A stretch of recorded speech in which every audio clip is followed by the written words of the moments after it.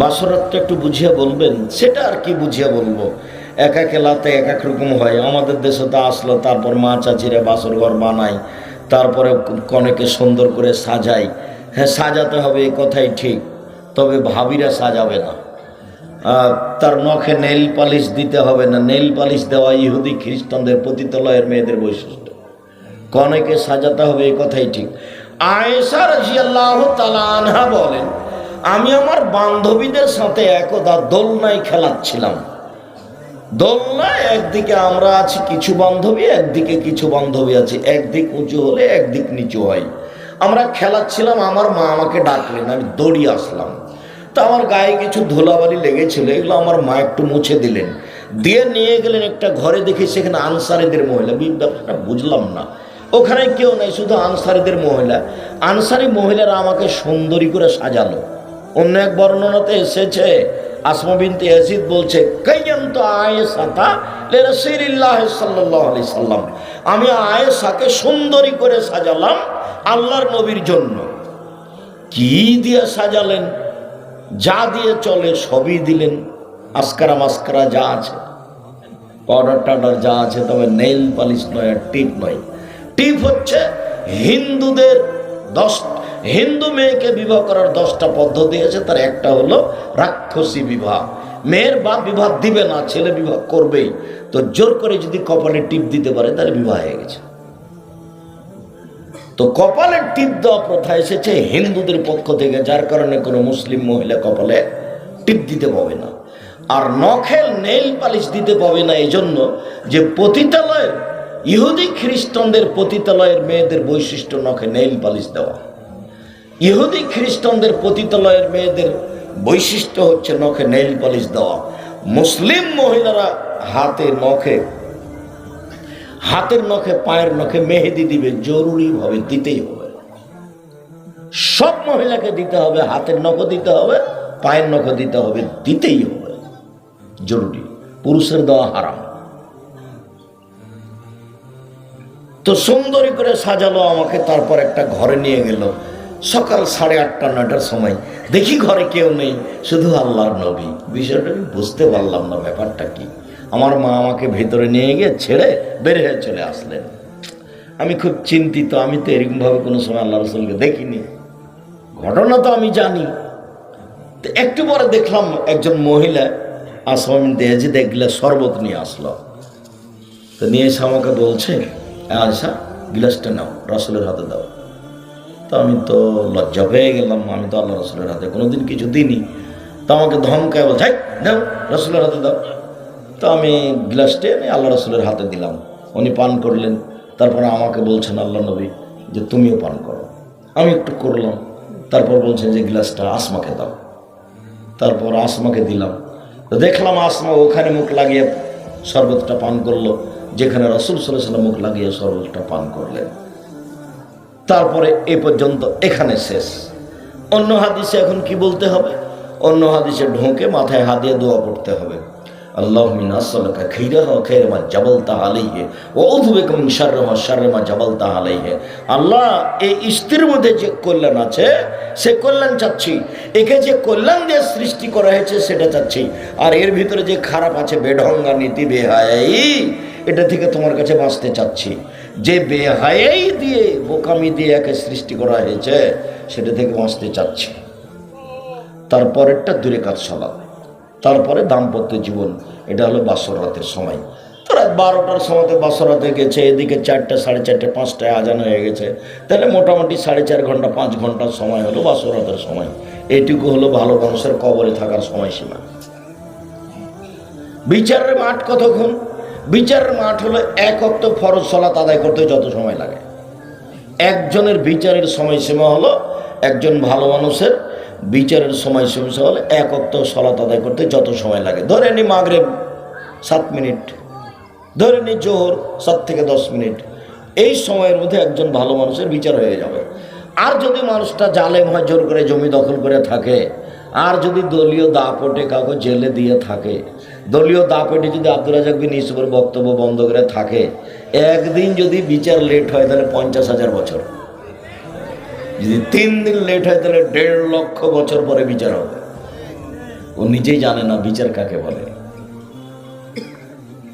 বাপও জানে না ঘটনা কি, মাও জানে না ঘটনা কি। দুনিয়াতে এসেছে মা মানে জন্ম দিয়েছে বাচ্চা, তাই মা প্রসব করেছে, তাই ও এবার বাপে বিবাহ দিয়েছে, স্বামীর কাছে গেছে, তাই ও মা হয়ে গেছে। ও তো জানে না বাচ্চা পালন করা কি জিনিস। মা কাকে বলে তার জানা নেই, মা কাকে বলে তার জানা নেই। সম্মানিত দিনী ভাই বোন, মধ্যখানে কথা আছে, এই কথাটা আমি শেষ করে নিয়ে আগে বাড়ি। মা কাকে বলে জানা না। এই ছেলে শোনো, আমি যদি বলি এটা তোমার মা নয়, এটা তোমার খালা, তুমি অস্বীকার করতে পারবে না। কিভাবে আব্দুর রাজ্জাক সাহেব? তোমার প্যান্টটা টাকনুর নিচে আছে। 3 শ্রেণীর মানুষের সাথে আল্লাহ বিচারের মাঠে কথা বলবেন না। তার মধ্যে 1 শ্রেণীর মানুষ যাদের পায়জামা লুঙ্গির টাকনুর নিচে থাকে। বলো তো, তোমার মা এই পায়জামাটা রোজ তোমাকে ধুয়ে দেয়? তোমার পাশে একটা তোমার ভাই আছে ছোট, 7 বছর বয়স, তার প্যান্টটা টাকনুর নিচে আছে। তোমার মা রোজ প্যান্টটা ধুয়ে পরিষ্কার করে শুকিয়ে তার গায়ে দেয়। কই তোমার মার কাছে তো একটু খারাপ লাগে না?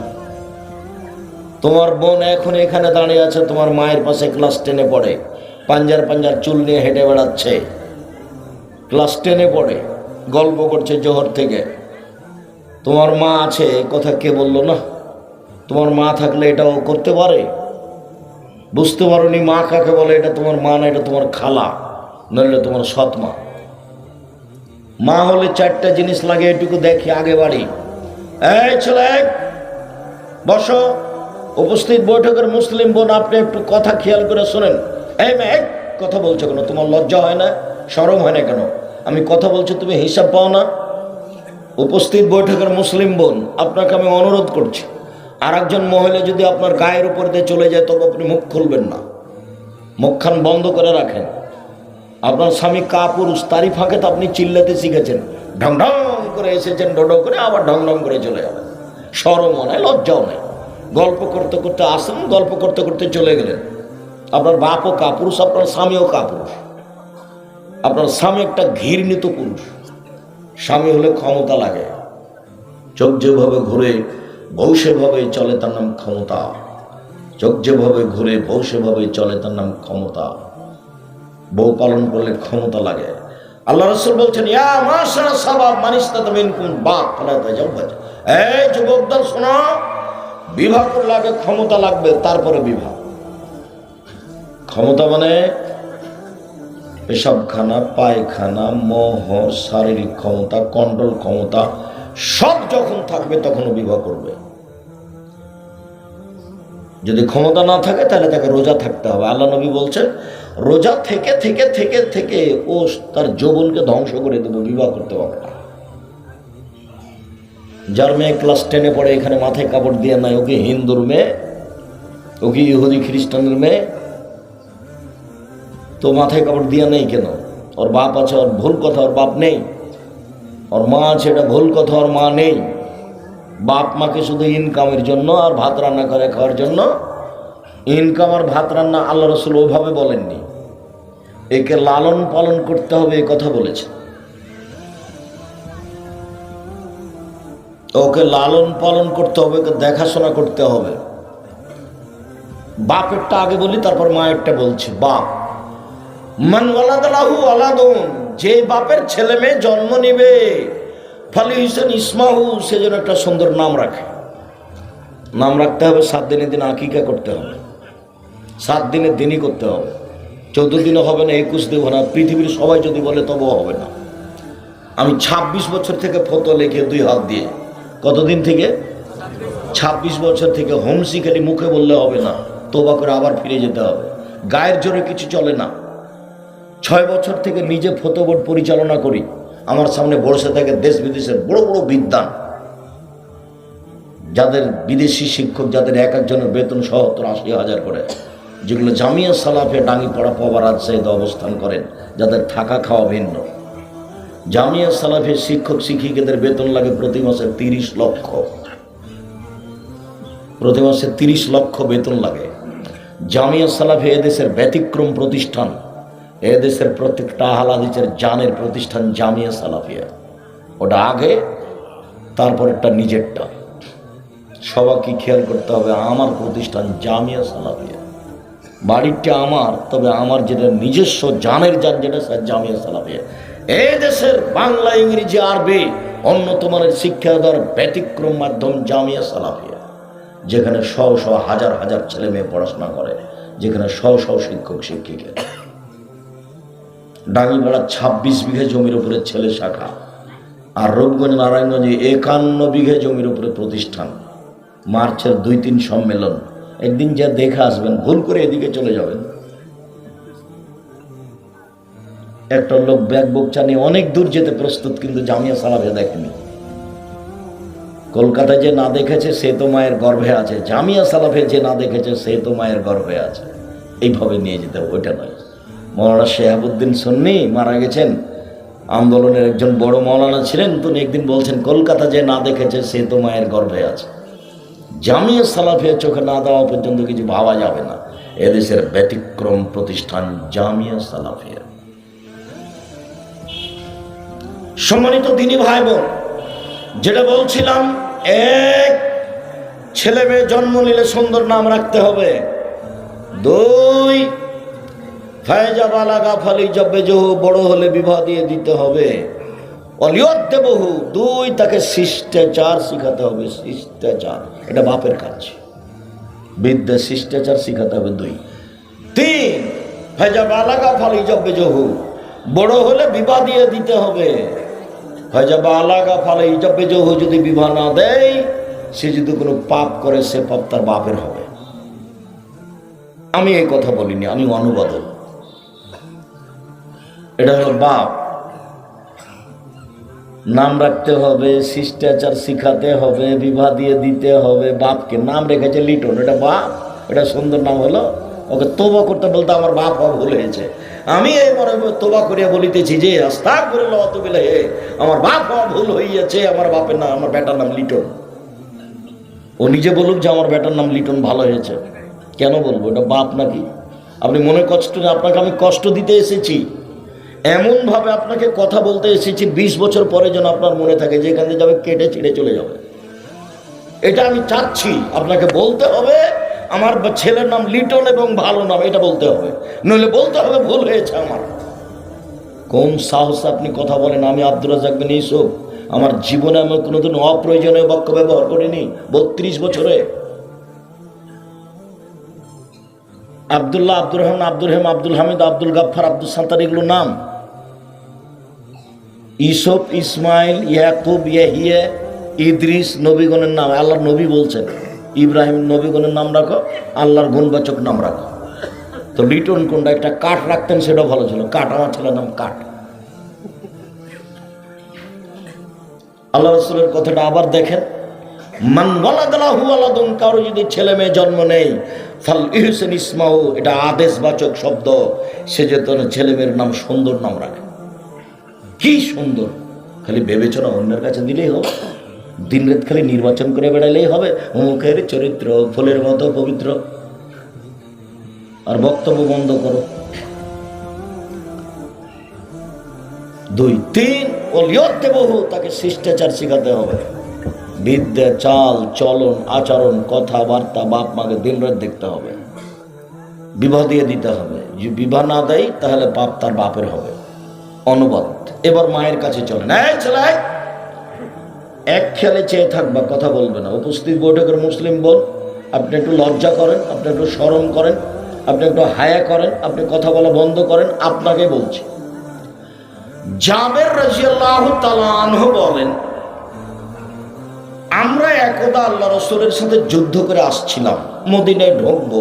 তখন তিনি বলেন, থামো, সবাই এখানে থামো, আমরা সকালে মদিনায় ঢুকবো, রাতে এখানে থেকে যাব। তো জাবের বলছেন, আল্লাহর নবী, আমি নতুন বিবাহ করেছি, আমাকে বাড়ি যেতে অনুমতি দেন। তখন আল্লাহ রাসূল বলছেন, ও নতুন বিবাহ করেছো? বিকরানা সাইয়্যিবা, কুমারী মেয়ে বিবাহ করেছো না তালাক প্রাপ্ত মেয়ে বিবাহ করেছো? কুমারী মেয়ে বিবাহ করেছো না তালাক প্রাপ্ত মেয়ে বিবাহ করেছো? তো জাবের বলছেন, সাইয়্যিবা, তালাক প্রাপ্ত মেয়ে বিবাহ করেছি।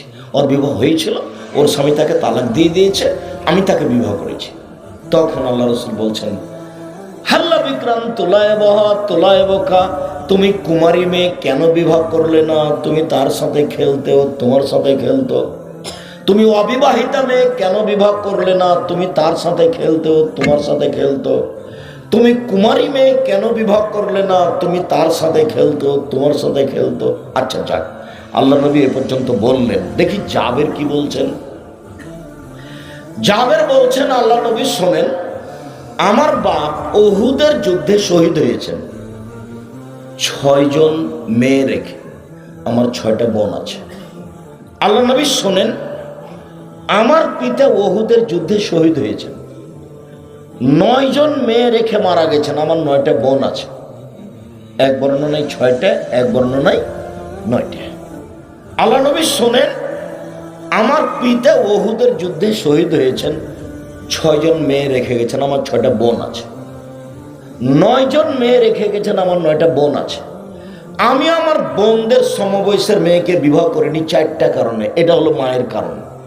এই 4টা মাকে লাগবে। এখন বলছে শোনেন, আমি আমার বোনদের সমবয়সের মেয়েকে বিবাহ করিনি 4টা কারণে। এক, তুয়ার দেব না, আমার স্ত্রী যেন আমার বোনদেরকে শিষ্টাচার শেখাতে পারে। শিষ্টাচার, শিষ্টাচার কি জিনিস? আমার জামালপুরে বাড়ি, শিষ্টার খাওয়ার জন্য খেতে হয়। শিষ্টাচার বুঝি সুঝি না। শিষ্টাচার, শিষ্টাচার কি জিনিস? আম্মু, জুতা পরার সময় ডান পায়েরটা আগে পরো, খোলার সময়টা বাম পায়েরটা আগে খোলো। শিষ্টাচার। আম্মু, ঘুমানোর সময় ডান কাতে দুয়া পড়ে ঘুমোয়। শিষ্টাচার। আম্মু, মসজিদে ঢোকার সময় ডান পা আগে ঢোকায়, বের হওয়ার সময় বাম পা আগে বের করিও। শিষ্টাচার। আম্মু, মোবাইলে রিং হলে অন করে দিয়ে হ্যালো বলিও না, হ্যালো বলে কুকুরকে ডাকে, বলবে আসসালামু আলাইকুম। শিষ্টাচার। আম্মু, কেউ যদি তোমার কাজ করে দেয় একটু, কেউ যদি তোমাকে 1 গ্লাস পানি দেয়, তাহলে বলিও জাযাকাল্লাহ খার, আল্লাহ তোমাকে উত্তম প্রতিদান করুক। কখনো বলো না থ্যাংক ইউ। ওটাও শিষ্টাচার, এটাও শিষ্টাচার। কখনো থ্যাংক ইউ বলো না, ওটা কিছুই না, ওটা কিছুই না। জাযাকাল্লাহ খায়, তুমি যে 1 গ্লাস পানি দিলে আল্লাহ তার প্রতিদান দান করো। নিজের কাছে আর রাখলাম না। এই নিয়ে কথা পরে। শিষ্টাচার, আমার স্ত্রী যেন আমার মেয়েদেরকে শিষ্টাচার শেখাতে পারে। 2, ওয়াতুআল্লিমুহুন্না, আমার স্ত্রী যেন আমার বোনদেরকে বিদ্যা শিখাতে পারে। বিদ্যা, বিদ্যা কি জিনিস? আম্মু, সূরা ইখলাস 3 বার পড়লে 1 বার কোরআন মাজিদ পড়ার সমান নেকি হয়। আম্মু, বিছানে শোয়ার সময় দোয়া পড়ে শুয়ো। আম্মু, আয়াতুল কুরসি পড়ে শুইবা। আম্মু, কোরআন মাজিদে অক্ষর প্রতি 10 নেকি হয়। আম্মু, রাতে সূরা মল পড়লে কবরের শাস্তি হয় না। বিদ্যা, আমার স্ত্রী যেন আমার বাচ্চাদেরকে বিদ্যা শিখাতে পারে। 2, 3, অতুরাজ্জলহুন্না, আমার স্ত্রী যেন আমার বোনদের মাথার চুল চিরুনি করে দিতে পারে, ঝকঝকে করে রাখবে, দাঁত পরিষ্কার করে ঝকঝকে করে রাখবে আমার স্ত্রী আমার বোনদের। আমার বোনদের মাথার চুলকে ঠিকঠাক করে রাখবে। আর তোমার মা, এই ছেলে, তোমার ভাইকে এখানে দাঁড়াতে বলো, তোমার পাশে আছে 5-7 বছর বয়স, ওর প্যান্টটা টাকানো নিচে, ওটা তোমার মা নয়। ওই তোমার মা নয়। ও তোমার বাড়িকে কবর দিয়েছে, তোমার বাপকে কবর দিয়েছে, তোমাকে কবর দিয়েছে। ওই মাই নয়। ও তার স্বামীর কাছে গেছে, তাই বাচ্চা হয়ে গেছে। মা কাকে বলে জানে না। আর চোখের সামনে বাচ্চা প্যান্ট টাকানো নিচে পরে থাকে কি করে? কে বলেছে এটা তোমার মা? এটা তোমার খালা, এটা তোমার সৎ মা। কিয়ামত পর্যন্ত সময় থাকলো তুমি আর তোমার বাপ প্রমাণ করতে পারবে না এটা আমার স্ত্রী। তুমি প্রমাণ করতে পারবে এটা আমার মা।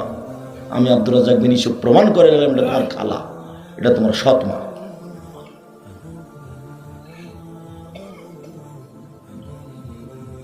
4, আমার স্ত্রী যেন আমার বোনদেরকে পাহারা দিতে পারে। আল্লাহ নবী বলছেন, তোমার মা তোমার এবং তোমার বোনের পাহারাদার। বলো তো কি পাহারা দেয়? এখন তোমার বোন দাঁড়িয়ে আছে মাথায় পাঞ্জার চুল নিয়ে, ক্লাস 10-এ পড়ে, সকাল থেকে দৌড়িয়ে বেড়াচ্ছে। ক্লাস 8-এ সেদিন যুবতী হয়েছে, বিবাহ হলে 2টা বাচ্চা হয়তো। এখন তোমার মায়ের পাশে দাঁড়িয়ে আছে মাথায় কাপড় না দিয়ে। কথা আমাকে ফেরত নিতে হবে না। মা হলে 4টা জিনিস লাগে, কথা আমি বলিনি, হাদিস বুখারী মুসলিম।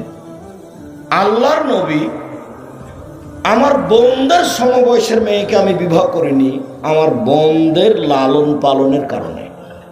এমন মেয়েকে বিবাহ করেছি সে বুঝে সংসার, জানে বুঝে। কথা আমি মনে হয় বুঝাতে পারি না। মা হলে কয়টা জিনিস লাগে এই ছেলে বলো তো, কয়টা জিনিস লাগে? 4টা। 1, শিষ্টাচার শেখাতে হবে। 2, বিদ্যা শেখাতে হবে। 3, পরিপাটি করে রাখতে হবে, ওটা পরিপাটি বলতে হবে, সাজগোজ করে রাখতে হবে ছেলে মেয়েকে। 4, পাহারা দিতে হবে। অবাক, পাহারা দেওয়া শব্দ আল্লাহ নবী উল্লেখ করেন, পাহারা দিতে হবে। মা হলো পাহারাদার। পাহারাদার কি? গতকালকে মেয়েটা স্কুল থেকে 2টার সময়তে এসেছে, আজকে 2:30 এসেছে। তোমার মা যখন ঢোকে তোমার বোন, তখন তোমার মা ফরজ পড়ে নফল পড়বে, সেজন্য সুন্নাত পড়বে, সেজন্য আল্লাহু আকবার বলছিল। বলতে যাবে আর তোমার বোন এসেছে বলে আসসালামু আলাইকুম আম্মা, আসসালামু আলাইকুম। তোমার মা এখন সুন্নাত পড়তে পাবে না, আগে 30 মিনিট খুঁজে বের করতে হবে। লেট কেন? কথা বুঝাতে পারিনি কোনো?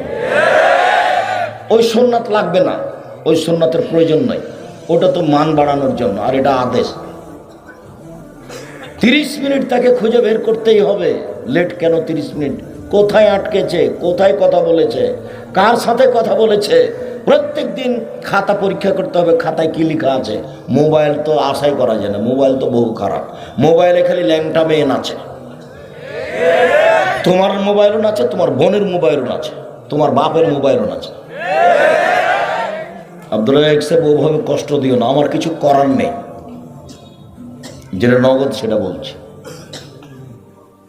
কিছু করার নেই। আল্লাহ নবী বলছেন আমার জীবনে বড় ভয়, আমার উম্মত গোপন পাপে লিপ্ত হবে, এটাই আমার ভয়।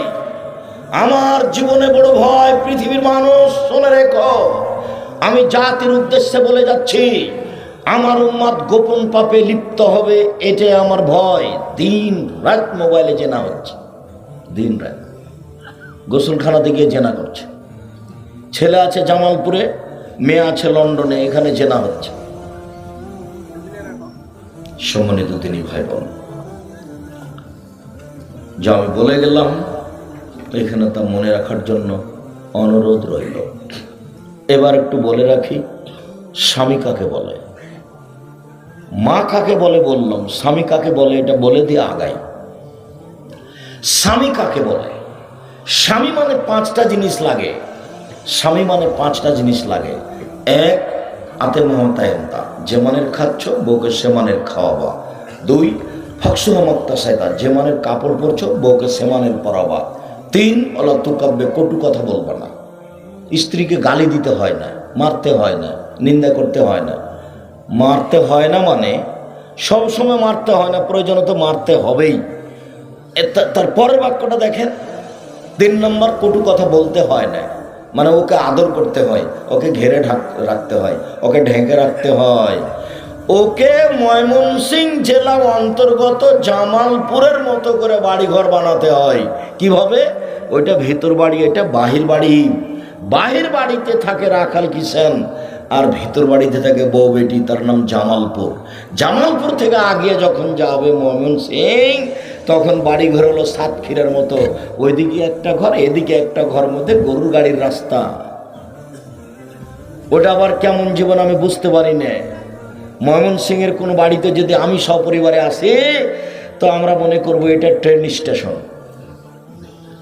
ঠিক ময়মনসিংহ এটা সাতক্ষীরার মওলা যখন এসে রাজশাহীতে পর্দার বক্তব্য দিচ্ছে, তখন আমি বলছি আপনার মুখ দিয়ে পর্দার বক্তব্য মানাই না। কেন আব্দুর রাজ্জাক সাহেব? আপনার বাড়ি তো ঘেরা নাই, তো আপনি কি পর্দার বক্তব্য দিবেন? আপনার বউই তো ফাঁকা জায়গায় থাকে, মাঠে থাকে। ময়মনসিংহে যান, বাড়ি ঘেরা নাই, এমনিতে পিছনের দিক সবই ফাঁকা, এমনিতে আছে। পশু প্রাণীর মতো জীবন, একেবারেই পশু প্রাণীর মতো জীবন, যাযাবরের মতো, যারা ছয়ের নিচে বসবাস করে। বাড়ি চতুর্দিক ঘেরতে হবে জামালপুরের মতো করে, তারপরে বাড়ি। সম্মানিত দিনী ভাই বোন, স্বামী হলে 5টা জিনিস লাগে। 4, কটু কথা বলতে হবে না, ওকে আদর করতে হয়, ওকে ঘেরে রাখতে হয়, ওকে ঢেকে রাখতে হয়। স্ত্রী এমন আদরের, স্ত্রী এমন আদরের, ওরা হচ্ছে বগুড়া সোনাতলা হাটের আদরের মালসা। ওদেরকে আদর করতে হয়, ওদেরকে ঢেকে রাখতে হয়, ওদেরকে গালি দিতে হয় না, মারতে হয় না। এবার চলেন 4 নম্বর কথা, আল্লাহ তাদের বলা যে মুখের উপরে মারো না। যেই মুখে মোহাম্মদ সাল্লাল্লাহু আলাইহি ওয়াসাল্লাম এখনই বললেন কটু কথা বলতে হবে না, সেই মুখে মোহাম্মদ সাল্লাল্লাহু আলাইহি ওয়াসাল্লাম বলছেন মারলে মুখের উপরে মারো না। আরেকবার বলছেন লা তারফা আসাকা আদাবান মিন আহলিক, তোমার পরিবার থেকে শিষ্টাচারের লাঠি উঠিয়ে নিও না। ছেলে মেয়ে আহাল পরিবারকে শিষ্টাচারের লাঠি লাগে। আবার বলছেন আল্লে কাসাকা আলাবাবে, তোমার লাঠিটা তোমার দরজায় ঝুলিয়ে রাখো, স্ত্রী ছেলে মেয়ে যেন দেখে বুঝতে পারে বাবা একটু উলট পালটের লাঠিও। মুহাম্মদ সাল্লাল্লাহু আলাইহি ওয়াসাল্লাম পৃথিবীতে সবচেয়ে ভদ্র নম্র মানুষ। 5, আল্লাহ তাতরুকা ইল্লা ফিল বাইতে, তুমি তোমার বাড়ি ছাড়া তোমার স্ত্রীকে কোথাও থাকতে দিও না। স্ত্রী চাচির বাড়ি যেতে পারে না, খালার বাড়ি যেতে পারে না, ফুফুর বাড়ি যেতে পারে না, মায়ের বাড়ি যেতে পারে না, জরুরি প্রয়োজন ছাড়া যেতে পারে না। হাটে বাজারে তো বহু দূরের কথা, হাটে বাজারে যাবে কেন? তার স্বামী কি মরে গেছে? তার বেটা কি মরে গেছে? তার কি দেওর নাই? তার কি ভাসুর নাই?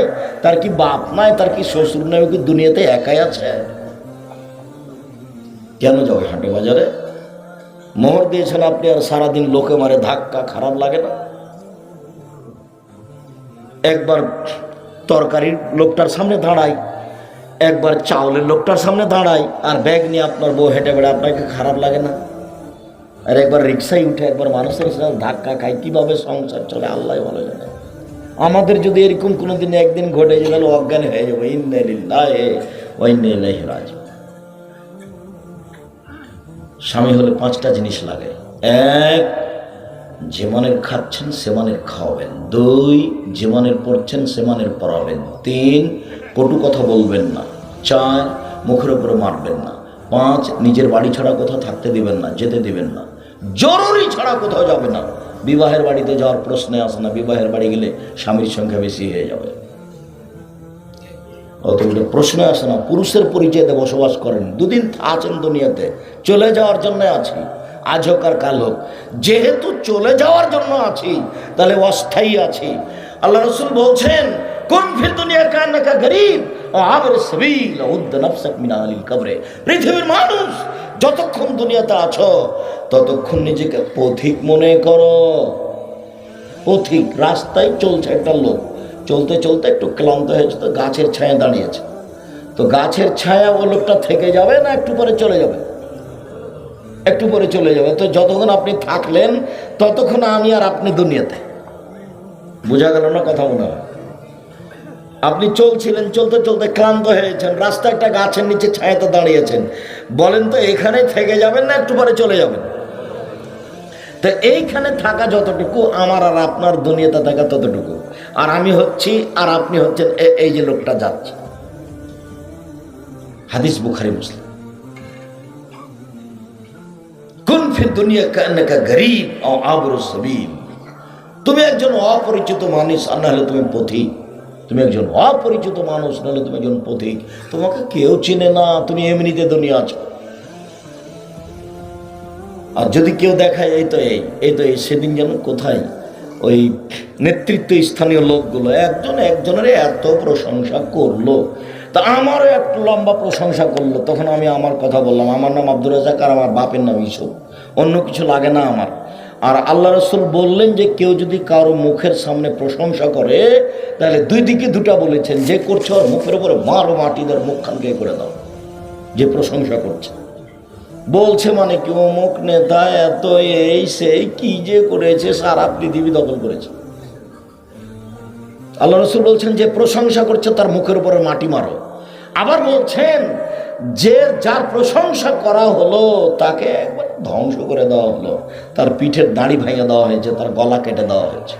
তার মানে ওর ভিতরে যদি এখন একটু অহংকার চলে যায় তাহলে জাহান্নাম চলে গেছে। হ্যাঁ তাহলে তো আমি খুব ভালো, সবাই তো আমার প্রশংসা করছে, তাহলে জাহান্নামে চলে গেছে। দুই দিকে আল্লাহ রাসূল বলেছেন। সম্মানিত দিনী ভাই বোন, জরুরি কথা আপনার সাথে এটুকুই থাকলো, পরিবারের উপরে খুব শক্ত হয়ে জীবিকা নির্বাহ করেন। জান্নাত অপেক্ষা করুক, জাহান্নাম নয়। তিন শ্রেণীর মানুষ জান্নাতে যাবে না। এক, মদগুনুল খাম, নিয়মিত যারা বিড়ি তামাক জর্দা সিগারেট গুল নেশাদার দ্রব্য খায় পান করে তারা জান্নাতে যাবে না। দুই, আর রাজনাত মিনান নিসায়ে, পুরুষের বেশধারী নারী, যারা পুরুষের জুতা স্যান্ডেল পরে, যারা পুরুষের শার্ট প্যান্ট পরে, যারা পুরুষের পোশাক পরে, তারা জান্নাতে যাবে না। তিন, দায়ুস, আপনি। আব্দুর রহিম সাহেব, আমি মানে? হ্যাঁ আপনি। কিভাবে? আল্লাহ রাসূল বলছেন আল্লাযী ইকিরু ফি আহলি আল খাবাসা, যে তার বাড়িতে বেহায়াইর সুযোগ দিয়েছে সে দায়ুস, ও জান্নাতে যাবে না। দায়ুস, আপনি তো ভালো বুঝেন আপনার মেয়ের অবস্থা, আপনি ভালো বুঝেন আপনার স্ত্রীর অবস্থা, কাজেই কি করবেন এভাবে বেঁচে থেকে শক্ত হাতে জীবিকা নির্বাহ করার চেষ্টা করেন। আমার অনুরোধ থাকলো, সম্মানিত দিনী ভাই বোন, কবর যত কঠিন, কিয়ামত তার চেয়ে অনেক বেশি কঠিন। কিয়ামত যত কঠিন, জাহান্নাম তার চেয়ে অনেক অনেক অনেক বেশি কঠিন। জাহান্নাম, জাহান্নামের পরিচয় এক খেয়ালে চেয়ে থাকবেন। ইন্না জাহান্নামা কানাত মিরসাদা, নিশ্চয় জাহান্নাম মানুষকে ধরার জন্য ওঁত পেতে বসে আছে। ওঁত পেতে বসে থাকে শত্রু। জাহান্নাম আমাদেরকে ধরার জন্য ওঁত পেতে বসে আছে, এ কথা আল্লাহ বলছে। লিত্তাগীনা মাআবা, ও হচ্ছে স্বৈরাচারী, অহংকারী, বদমেজাজি, জুলুমবাজ, ডাকাবাজদের থাকার জায়গা। স্বৈরাচারী, স্বেচ্ছাচারী, অহংকারী, জুলুমবাজ, এদের থাকার জায়গা হলো জাহান্নাম। মহান আল্লাহ বলেন,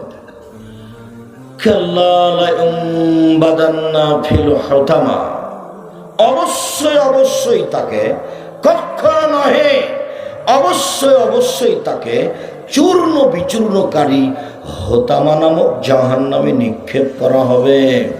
ওমা আদরাকা মাল হোতামা, মুহাম্মদ সাল্লাল্লাহু আলাইহি সাল্লাম, আপনি কি হোতামা নামক জাহান্নামের পরিচয় বলতে পারেন?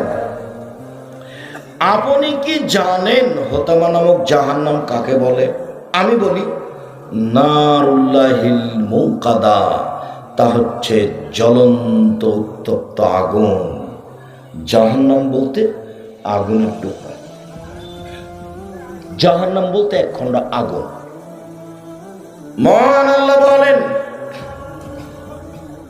ফাআম্মা মান সাকুলাত ফাআম্মা মান খাফফাত মাওয়াজিনু, যার নেকির পাল্লা হালকা হবে, পাপের পাল্লা ভারী হবে, ফাউম্মুহু হাবিয়া, তার থাকার জায়গা হবে অতীব গভীর গহ্বর হাবিয়া নামক জাহান্নাম। আমাদরাকা মা হিয়া, মুহাম্মদ সাল্লাল্লাহু আলাইহি সাল্লাম, আপনি কি বলতে পারেন হাবিয়া নামক জাহান্নামটি কি? আসুন আমরা আমাদের জীবনকে ভালো কাজে ব্যয় করি, আমরা বেশি বেশি করে নেক আমল করি আর খারাপ কাজ থেকে বিরত থাকি।